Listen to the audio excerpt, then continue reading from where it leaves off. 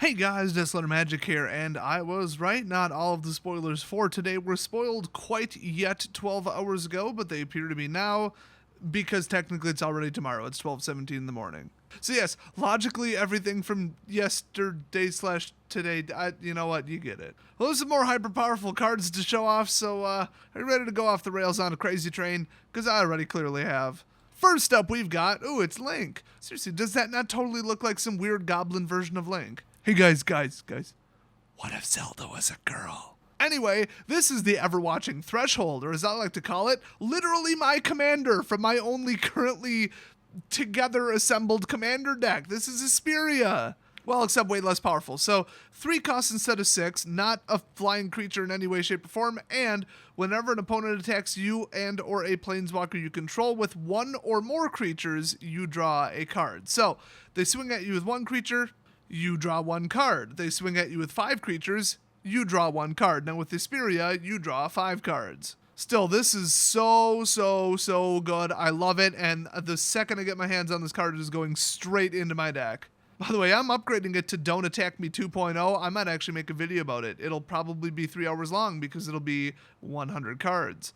Anyway, I just love the whole mechanic, especially multiplayer, of if you attack me, I am going to absolutely assure you it will blow up in your face. It's a bit of a deterrent. So that's why I love this, because the card you draw would be right after they get done declaring attackers, but before you go to the declare blockers phase. So you could get a creature that flashes in, or you could get, some horrifically powerful instant like Aetherize, where everything bounces back to hand that's attacking. I mean, you could get a fog, you could do anything. I mean, you guys should see my deck, it's hilarious.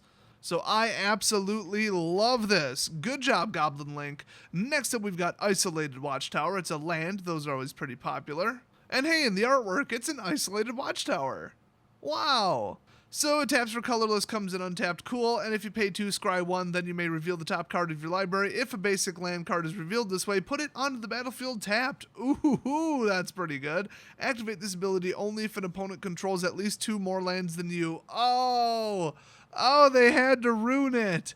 That takes it from like a $5 card down to like a 50-cent card. I mean, it's cool that you can play catch up, and if your deck isn't that color sensitive, like if it's, I guess, mono, you could probably get away with just weak backup plan crap like this, but the fact that you have to pay 2 and then you're already behind, you can't really do that much in the turn then, in all likelihood. Now, if somebody's playing Landfall and they got 20 lands in play, you can just activate this all you want. But the problem is it's like scry 1, but it's not a land, but I need the card there, so I don't really want to put it on the bottom. I mean, overall, this card just falls apart logically. I really don't like it. And the worst is, if you're playing Landfall, you're always going to have more land than the other person, pretty much. So anyway, moving on, we got Myth Unbound, some more weird, like, Starfield stuff from Nyx. That's pretty cool. I always like that artwork. Got some, like, Karn's Temporal Sundering going on in the background there, too.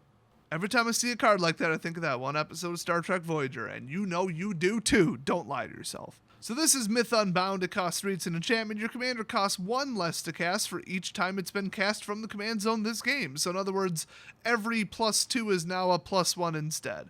Also, whenever your commander is put into the command zone from anywhere, draw a card. I mean, that's not bad. If you have a commander that's like either a huge target because it's so good, or if it just tends to get killed a lot, I mean, especially planeswalkers, they're not quite as easy to take down as a creature, but they kind of are, though. Like, not with spells, but definitely with creatures. So this would help a lot. It doesn't really do anything to progress the game. It's another, like, backup plan, insurance plan. Like, in case I start losing, oh, cool, this is here. I mean, I don't like to be that pessimistic, but I'm also realistic enough to know that I won't win every game of Commander, so yeah, I'd probably throw this in a deck. Why not? The tiebreaker between it's crap or I could use it is it's an enchantment. So if you're going for enchantment synergy, every time you cast an enchantment, do this. For every enchantment in play, do that. Yeah, you'd get some value out of this. Next up, Nylea's Colossus. Oh, he's thick, but not in like a gay way. Actually, he's really just buff. He's not even like, oh, this joke's falling apart. All right, so it's an enchantment creature giant. He is a 6/6 for 7, and he has Constellation, one of the most popular mechanics of all time. That wasn't sarcastic at all. So when Nylea's Colossus or another enchantment enters the battlefield under your control, double target creature's power and toughness until end of turn. Oh, It doesn't say other target creatures, so you could target himself. So in a vacuum, he's your last line of defense. They blew up everything else. You start dropping in enchantments, and boom, he's a 12/12. I love it. You mix it with other cards that double his attack power as well, and you could just absolutely run somebody over. I mean, he costs 7. I don't think he's that great for costing 7, but I mean, he's an enchantment, like, whatever. I mean, I guess he's good enough for the deck that he's in, but he's not really that impressive for 7. Like, when compared to, you know, every card ever printed in the history of the game. I mean, the bar is set pretty high, let's be honest. Next up, we got, like, some Harry Potter Horcrux level crap going on that seriously looks like, I don't know, some scene from the movies. It just kind of sparked my memory. So this is a 1/1 for 3, and it can't be blocked by creatures with power 2 or less. That's fun. But also, if a creature an opponent controls would die, instead exile it and put a number of 1/1 counters equal to the creature's power on Ravenous Slime. Ooh, that could get out of control real quick. Also, I mean, the most powerful part about this card, and yeah, it's like you'd almost have to plan ahead, know what your opponent's playing, but it's actually the death replacement effect. That is huge, and you've got to know how that works. You do not want to miss this. If your opponent has an effect, I don't care if it's on the card that you just blew up or another card, if it says whenever a creature dies, no, that trigger never goes off. It's a death replacement effect. That's why it says, well, it doesn't say exile it instead. That's the way they typically put it, but that is the way that it's effectively phrased.